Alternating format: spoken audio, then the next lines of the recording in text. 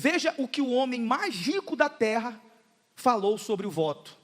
Ou seja, ele tem propriedade para falar de riqueza. Tem ou não tem? Os conselhos de Salomão com respeito à vida econômica têm que ser seguidos. Porque ele foi o mais rico, nunca houve e nunca haverá, e ele dá os seus segredos direitinho para que a gente siga. E olha o que ele diz: guarda o teu pé quando entrares na casa de Deus, porque chegar-se para ouvir é melhor do que oferecer sacrifícios de tolos, pois não sabem que fazem mal. Não te precipites com a tua boca, nem o teu coração se apresse a pronunciar palavra alguma diante de Deus, porque Deus está nos céus e tu estás sobre a terra. Assim sejam poucas as tuas... Pessoal, se tem uma coisa que a gente valoriza aqui nessa reunião, é o voto. Se tem uma coisa que você que está aqui há mais tempo sabe que nós batemos insistentemente na mesma tecla, é que você leve a sério o seu voto com quem? Com Deus. Porque a gente sabe que nesse voto está a sua força. Era no voto de Sansão que estava a força dele. Há quem pense assim, a força de Sansão estava no cabelo. Não, o cabelo era só um símbolo. Como essa aliança aqui que você usa no dedo. Quem tem aliança, gente? Ela é só o quê, gente? Um símbolo.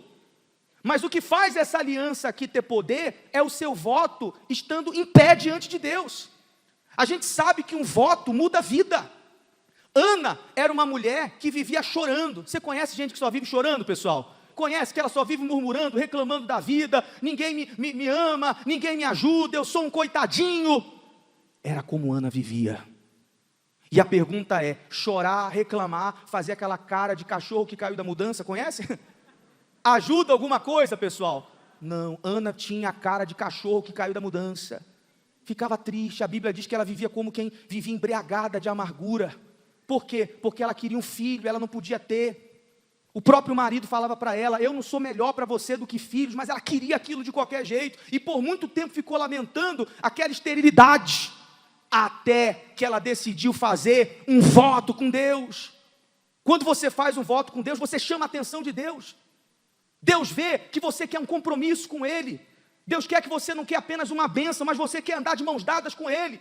Ana, quando decidiu fazer esse voto, ela disse assim, se o Senhor me der um filho, eu vou dar ele no altar para servir o Senhor. Acabou a tristeza, acabou a cara de peixe morto, acabaram as lágrimas, Deus atendeu a ela, e ao invés de um filho, que era o que ela queria, Deus deu quantos para ela, gente? 5, porque ela não ficou só em palavras, ela fez um voto com Deus. É isso que faz a diferença. Sansão, enquanto tinha o voto dele intacto, ninguém derrubava aquele homem. Ninguém. Podiam se levantar os inimigos mais fortes contra ele. O voto dele fazia ele derrotar todo mundo. Você tem ideia, no passado, quando alguém quebrava um voto com Deus, pagava com a própria vida. Hoje já não é assim, hoje é no tempo da graça. De tão sério que era. Se as pessoas soubessem quão sério é fazer um voto com Deus, muita gente não brincava. Não quebre o seu voto, porque se você honrar esse voto, Deus vai te honrar. O voto é forte, pessoal. O voto faz do fraco forte. É isso que você precisa entender. Não quebre o seu voto com Deus, não. Não seja como Jonas. Jonas, Deus deu a direção para ele. Jonas, vai para um lugar, vai para Nínive. Jonas foi, gente? Foi para onde? Para Tarsis. Ele quis fazer do jeito dele, não quis fazer do jeito. Qual foi o resultado disso? Só desceu. Desceu a Jope, a cidade, desceu a embarcação e depois desceu lá no ventre do peixe. Você vê quando o voto é quebrado, não tem outra solução a não ser se consertar. E aí, olha o que aconteceu. Jonas disse assim, mas eu te oferecerei sacrifício com a voz do agradecimento. O que votei, pagarei. Do Senhor vem a salvação. Falou, pois, o Senhor a quem, gente? Ao peixe, e este vomitou Jonas na terra seca.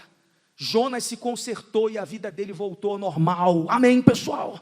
Jonas só teve uma alternativa, se consertar, e Deus falou com o peixe.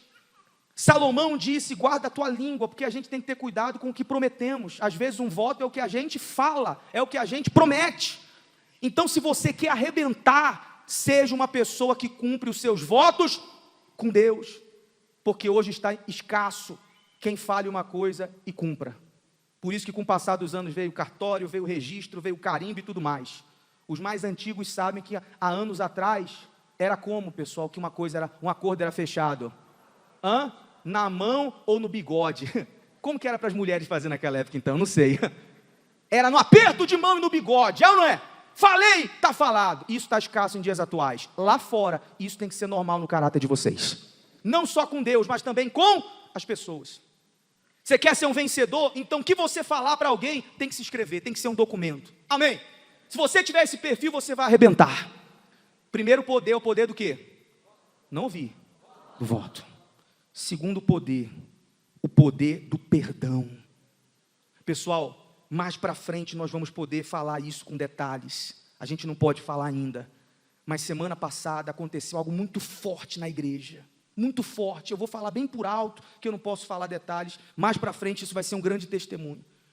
Tinha uma coisa muito grave acontecendo, um levante muito grave contra um trabalho da igreja.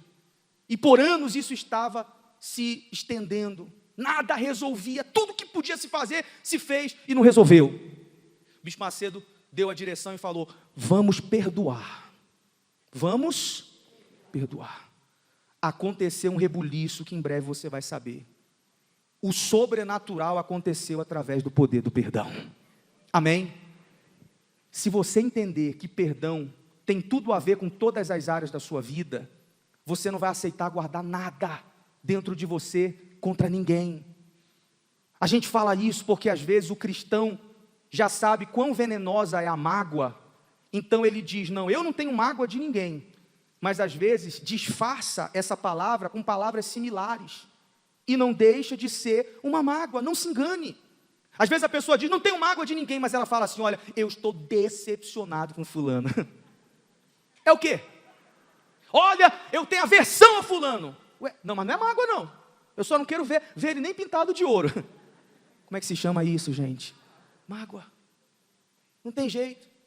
Jesus respondeu a pergunta de Pedro na lata. Põe aí, por favor. Então Pedro, aproximando-se dele, disse: Senhor, até quantas vezes pecará o meu irmão contra mim e eu lhe perdoarei? Até 7? Você vê que Pedro, espertinho, fez a pergunta e já deu a resposta. Percebeu isso já? Quantas vezes eu tenho que perdoar? Até 7? Outra, 7 tá bom, né? Tá bom. E Jesus disse: não.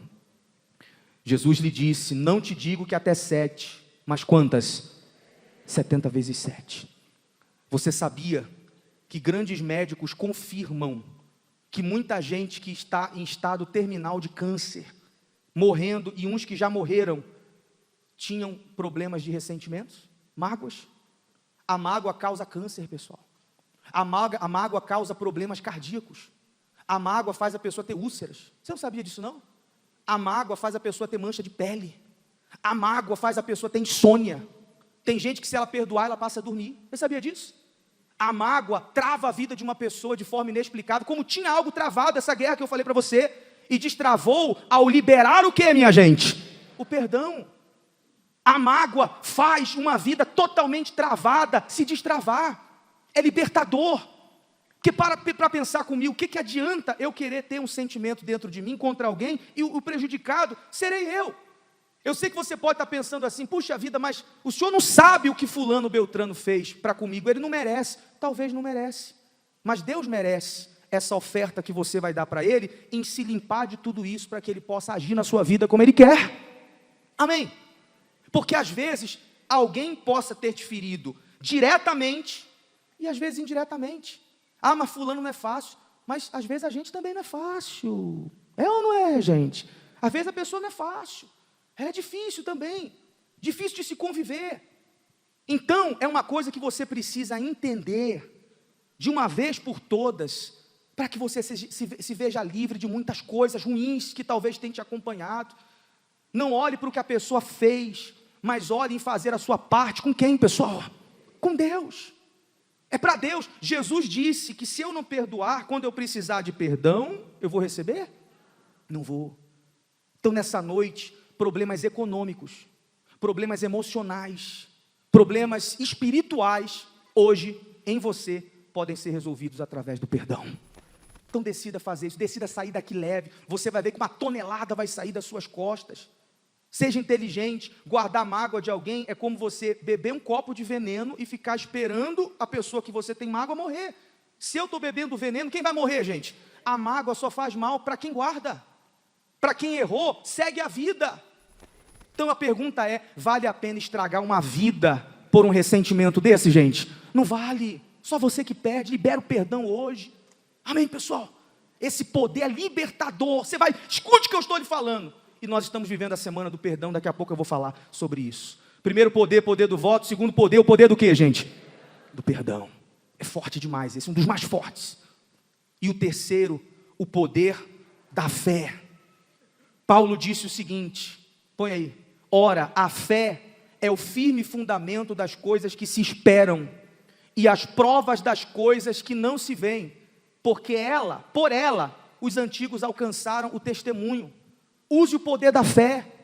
A fé não precisa ser tamanho, não precisa ter tamanho, ela tem que ser pura. Ela pode ser pequena ou grande, mas não pode vir acompanhado de dúvida. Nós temos ainda muitas pessoas na igreja que ao mesmo tempo que elas têm fé, elas têm também o quê, gente? Muita dúvida. Elas não conseguem crer no que elas estão recebendo. Jesus passou por um lugar e viu a figueira e amaldiçoou a figueira. Foi embora. No outro dia, quando passaram, os discípulos falaram, mestre, olha aí, a figueira que o senhor amaldiçoou secou. Ué, eles esperavam que acontecesse diferente disso. Se Jesus, o Filho de Deus, mandou secar, era claro que ela ia secar. Ou seja, se você é uma pessoa de fé, e a gente chega aqui e fala para você, vai com Deus que você vai arrebentar, tenha certeza que você vai arrebentar, amém?